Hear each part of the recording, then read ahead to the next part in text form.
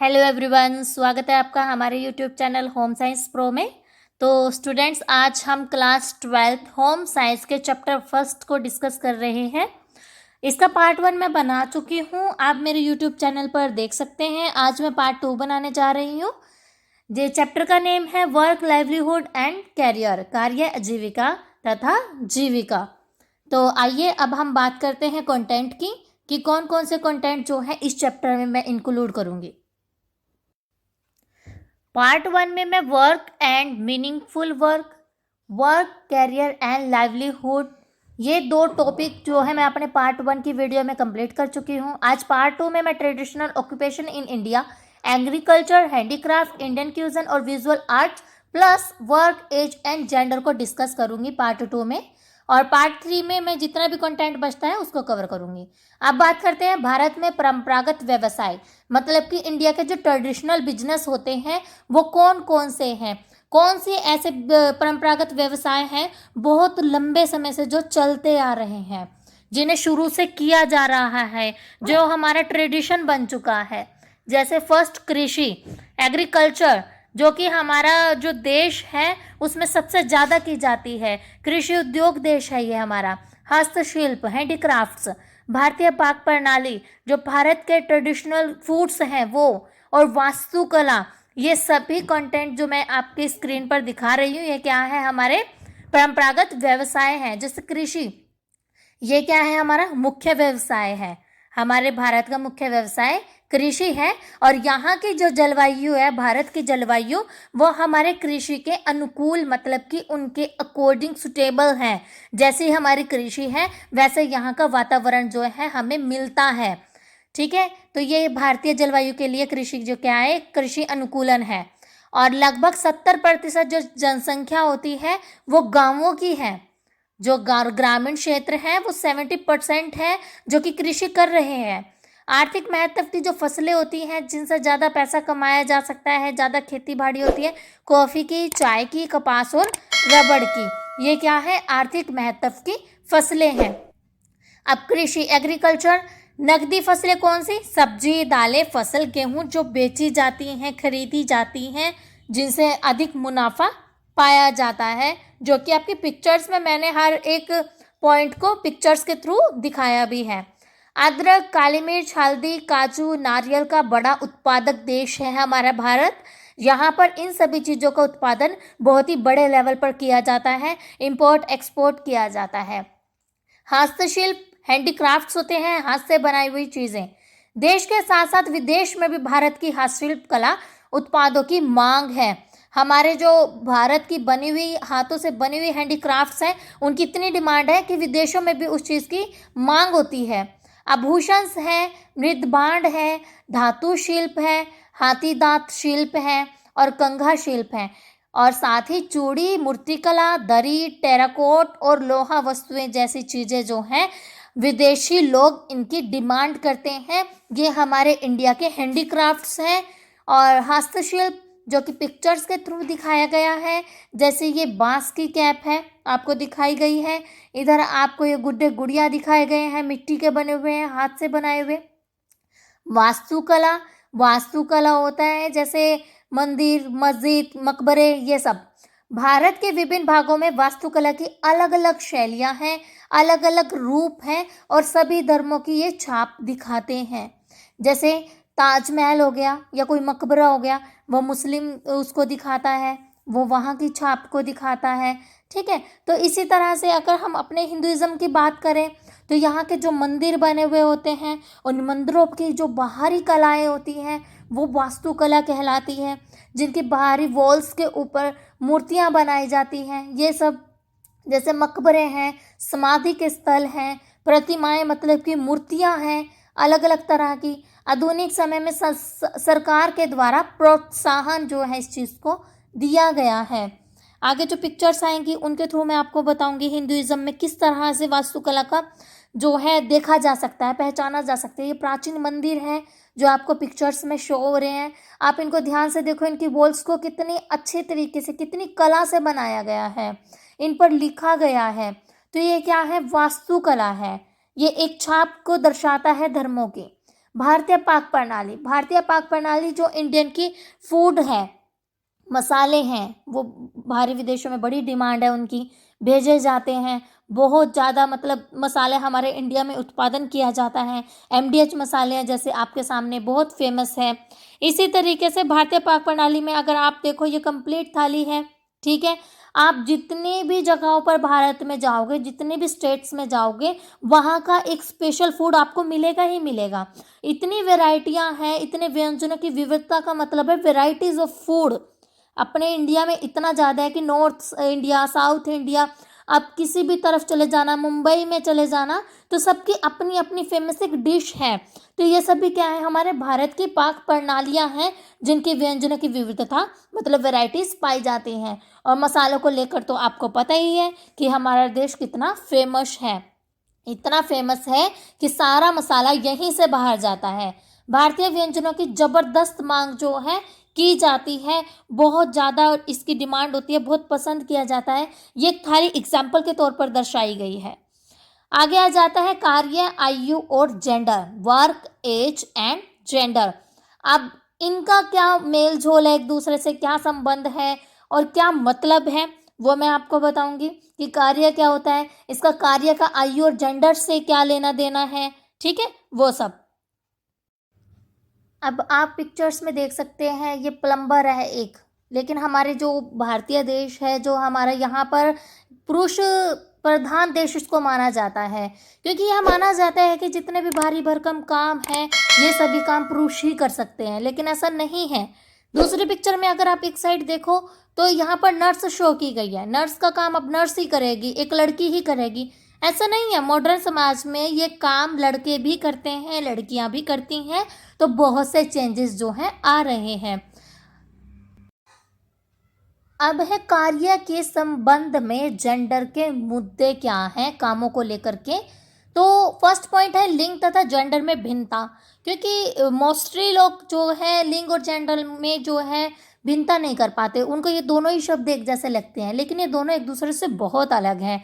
लिंग का मतलब हमारा बायोलॉजिकल सिस्टम होता है, हमारी पहचान होती है, जैसे एक औरत है, एक आदमी है, एक लड़का है, एक लड़की है, इस तरह से वो जाता है लिंग, ठीक है। जिसको आप जैसे फॉर्म फिल करते हो वहाँ पर लिखा आता है व्हाट इज़ योर सेक्स, तो आप लिखते हो फीमेल, मेल, इस तरह से। तो इसी तरह से आ जाते हैं जेंडर। जेंडर क्या है, आपकी सामाजिक पहचान है।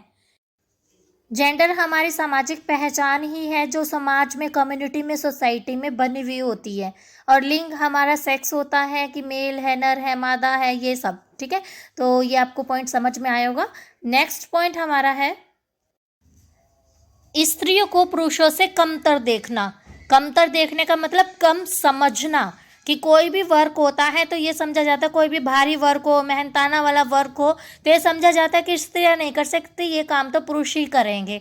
लेकिन ऐसा नहीं होता, स्त्रियां भी किसी से कम नहीं है, कंधे से कंधा मिलाकर चलती हैं, करने को तो कुछ भी कर जाती हैं, ठीक है। तो हर काम बराबरी का होता है, तो स्त्रियों को पुरुषों से कमतर ही देखा जाता है, ये शुरू से होता आया है, लेकिन अब फिर भी चेंजेस आ चुके हैं। समान वेतन ना मिलना, कि जो पैसा मिलता है वो समान नहीं मिलता। जैसे आप मजदूरी में देख सकते हो, मजदूरी का काम में क्या सोचा जाता है कि जो आदमी है, जो मजदूर आदमी है, वो वजन ज़्यादा उठाएगा, वो ज़्यादा सामान ढो सकता है बजाय एक औरत के, जबकि वो बराबरी का काम करते हैं, लेकिन वेतन उनको समान नहीं मिलता, बराबर नहीं मिलता। इस पिक्चर में आप देख सकते हैं एक आदमी है और एक औरत है, ये दोनों के दो क्या है, ऑप्शनली आपको दिखाई दे रहे होंगे। एक ऑफिस में, एक कंपनी में जब वर्क करते हैं तो दोनों बराबरी का करते हैं, वही काम आदमी करता है, वही काम औरत भी कर कर दिखाती है, तो वो किसी से कम नहीं है और उनकी सैलरी भी इक्वल होती है। लेकिन जो ये पुरुष प्रधान देश है हमारा, यहाँ पर ऐसा समझा जाता है कि आदमी ज़्यादा कर लेता है औरत के मुकाबले।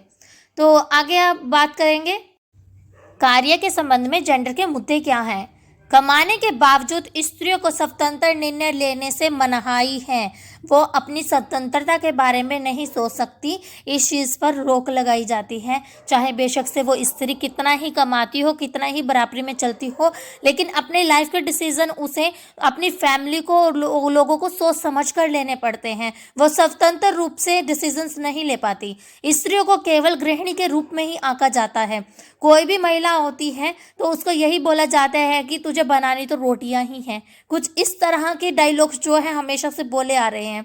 आधुनिक युग में महिलाएं पहले की अपेक्षा अधिक सशक्त, मतलब कि पावरफुल हो चुकी हैं।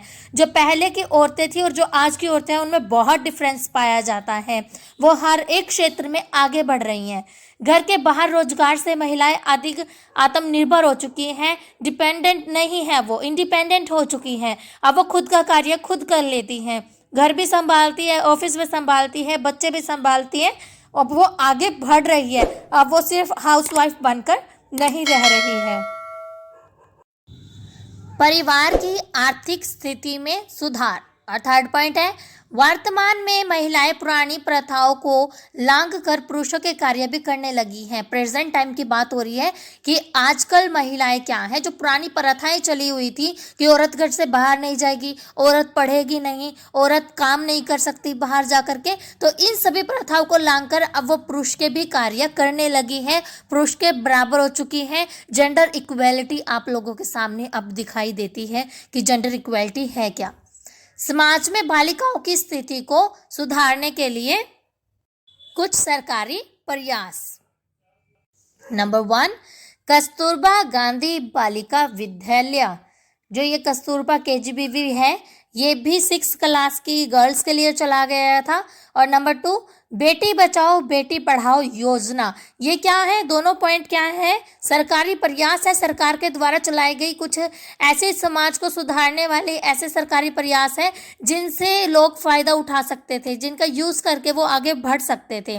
कस्तूरबा गांधी बालिका विद्यालय यह सर्व शिक्षा अभियान है जो कि ग्रामीण क्षेत्रों की प्रतिकूल परिस्थितियों में रहने वाली लड़कियां जो हैं उनके लिए चलाया गया था। एक KGBV के नाम से एक विद्यालय जो है खोला गया था, जहां पर ग्रामीण क्षेत्र की लड़कियां एडमिशन ले सकती थी।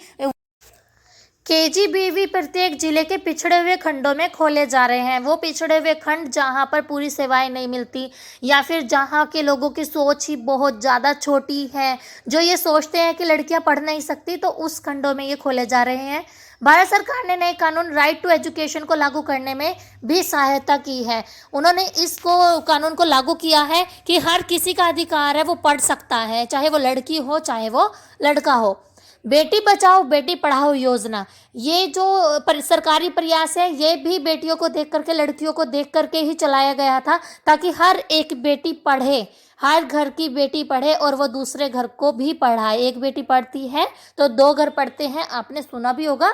बेटियों के प्रति बढ़ते अपराधों को रोकने के लिए और देश की केंद्रीय सरकार ने इस योजना की शुरुआत की। जो अपराध हो रहे थे लड़कियों के ऊपर, जो अत्याचार हो रहे थे लड़कियों के ऊपर, उसको मद्देनजर रखते हुए हमारे देश की केंद्रीय सरकार ने इस योजना की शुरुआत की थी, ताकि हर बेटी हर लड़की पढ़ लिख सके। ये उसका जो है अधिकार है, राइट टू एजुकेशन।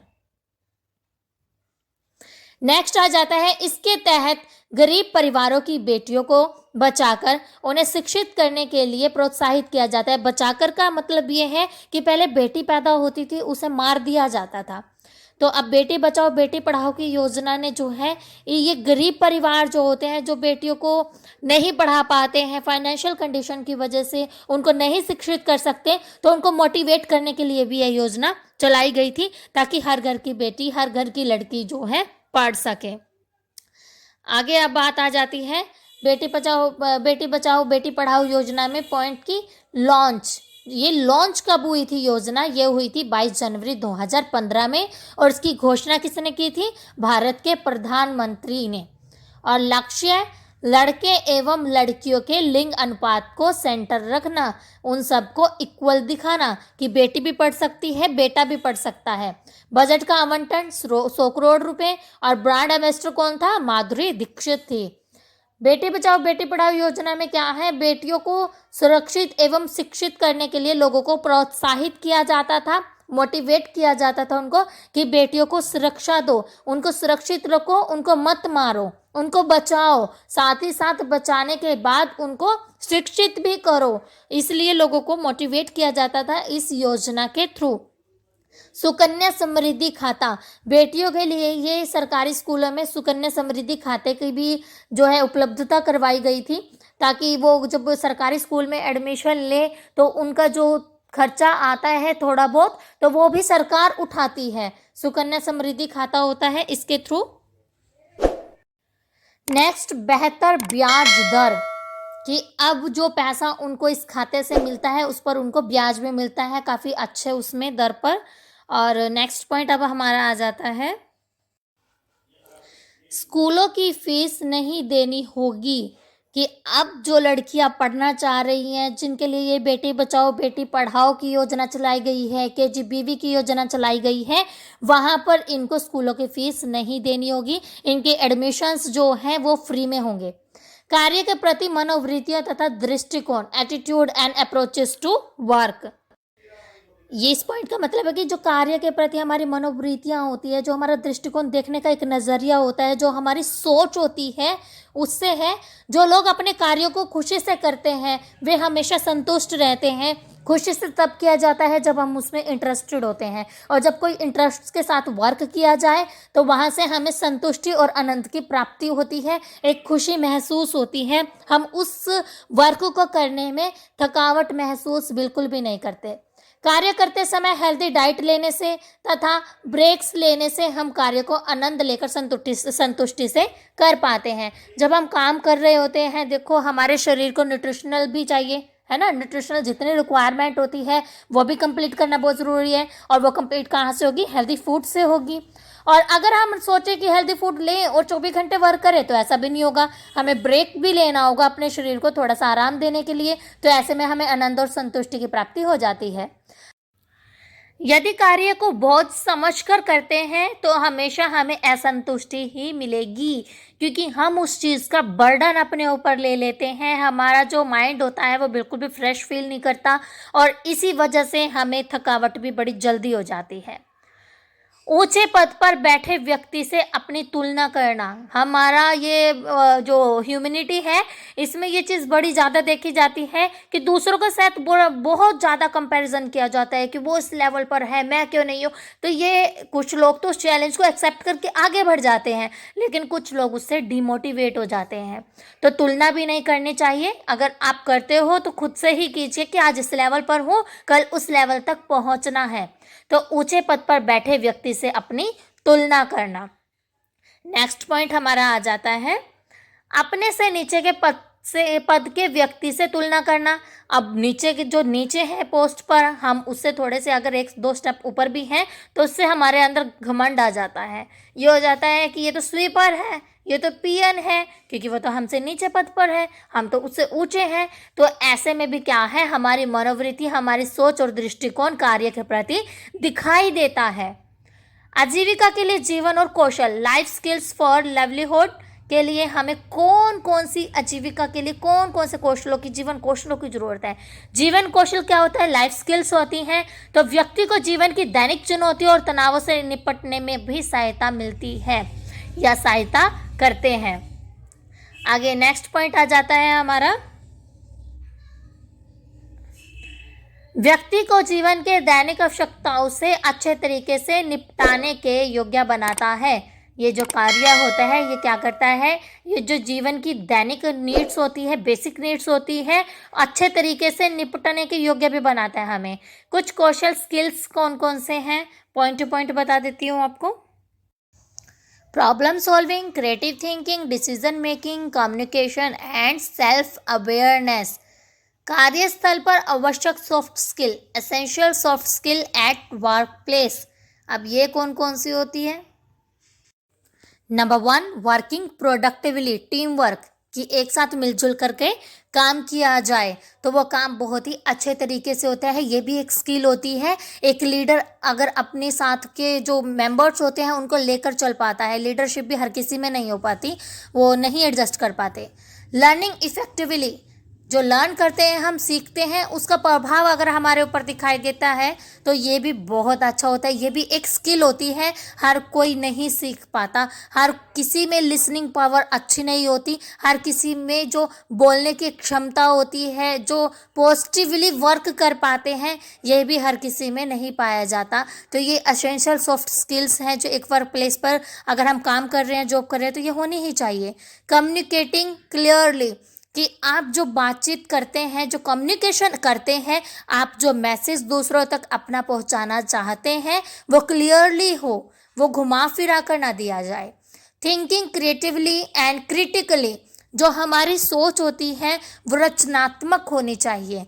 एक ऐसी क्रिएटिविटी उसमें दिखाई दे जिसको सुनने में, जिसको देखने पर हर कोई इंटरेस्टेड हो। हर किसी की जो इंटरेस्टिंग माइंड लेवल है, हर किसी का हमसे जुड़ने का जो एक कनेक्शन होता है वो हो पाए।